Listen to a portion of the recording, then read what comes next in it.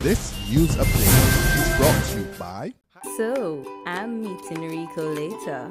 Gotta check in with the girls, but first, let me check my usage on the MyLime app. Now, what should I wear?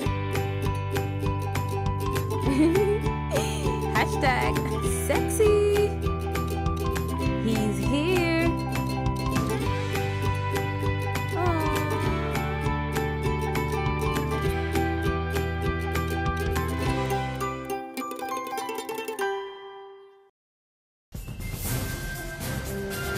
Welcome to the Barbados Today Afternoon Update for Thursday, February 19th, 2015. I'm Fernella Wedderburn. Thanks for joining us.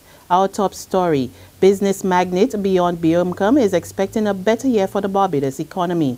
Bjerkhamn, who operates companies in the retail, wholesale, manufacturing, construction and resorts, tells Barbados Today economic activity is on the rise after a flat 2014, and he's pleased with the turnaround. Our sales have improved very significantly over the last year from 2 years before. I think the world is gradually sort of working its way out of the recession, and I think that this is good. It is evidenced by the amount of people that we have here tonight. I mean, a lot of these people are visitors to the island.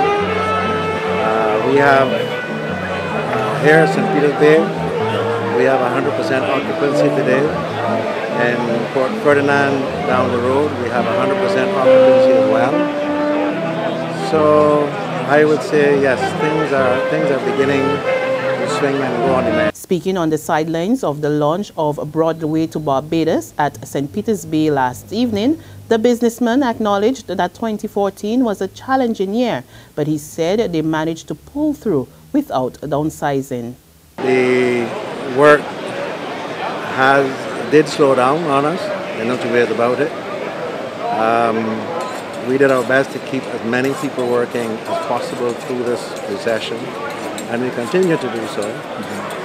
And we look for projects that will keep people employed, and every year we actually start up 1 or 2 new companies that, again, they employ people and they assist with the vertical integration that we have in the business here. At the same time, the Barbados government is being urged to implement reforms which will boost investor confidence in the country. The advice from the Director of Economics at the Caribbean Development Bank, Dr. Justin Ram, who maintains the measures must be put in place to improve the business climate, with the private sector leading the charge.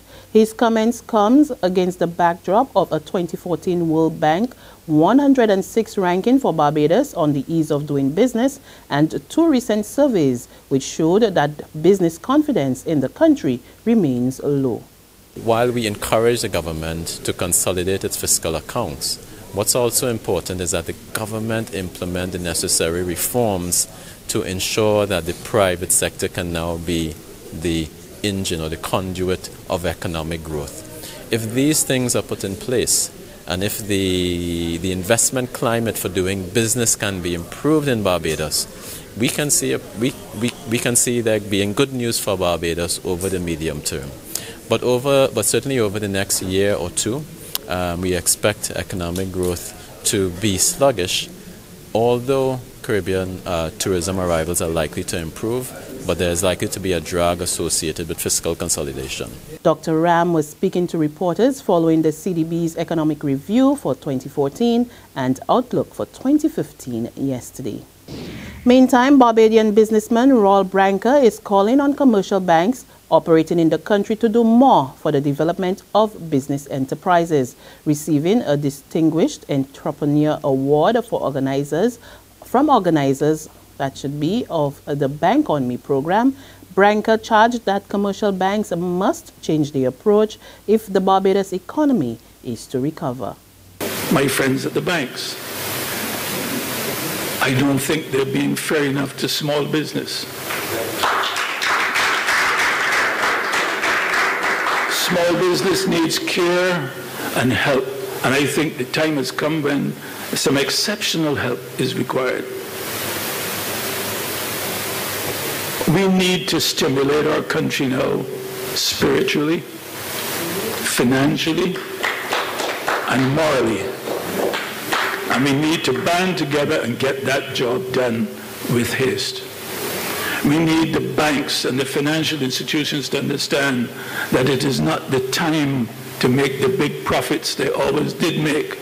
In other news, 2 Caribbean nationals will appear in the Whole Town Magistrates Court in connection with a drug bust at a beach in St. James. 42-year-old Elvis Toussaint of a Grenadian national living in St. Vincent and 34-year-old William Percival Brown of St. Vincent are jointly charged with possession of 466.18 pounds of cannabis, which was found on a beach at Derrick, St. James, as well as trafficking, importation, and possession with intent to supply.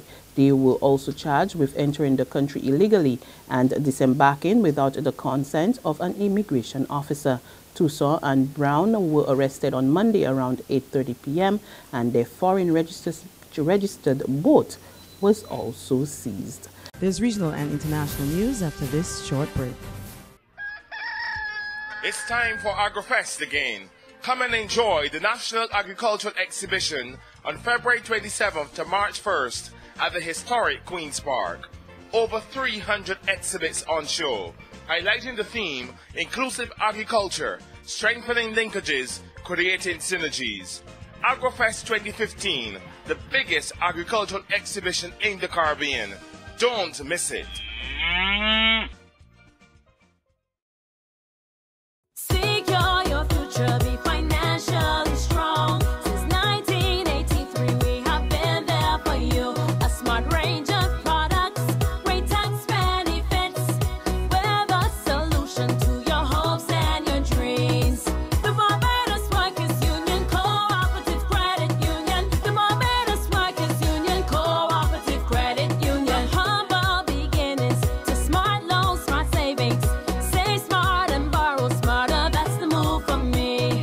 Stability, prosperity. We're the solution to your hopes and your dreams.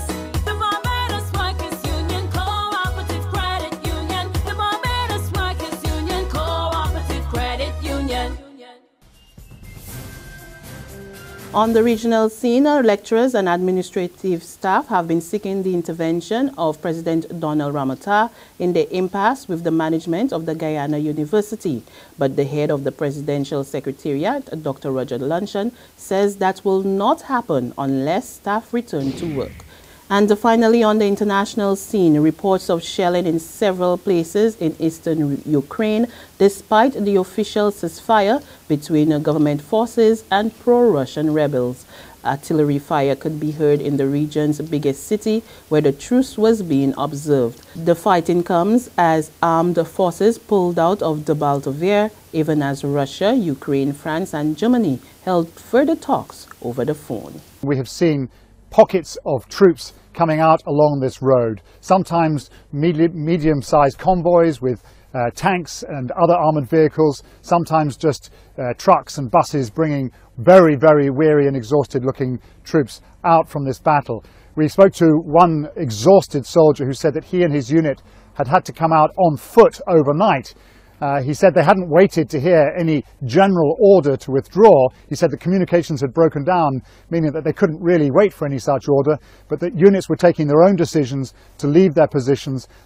And with that, we come to the end of our afternoon updates, but you can join us again this evening. Until then, remember, you can log on to www.barbadostoday.bb, subscribe to our e-paper email updates, or like us on Facebook. You can also catch us on Izumi Media in bus terminals or screenplay at supermarkets and gas stations near you. Also tune in to Channel 101 Online TV, as well as Mix 96.9 FM. There you can get all the latest news and sports. I'm Fernella Wedderburn. To have a wonderful day.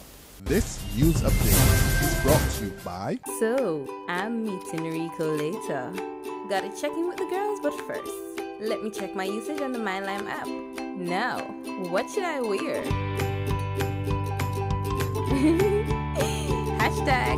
#sexy.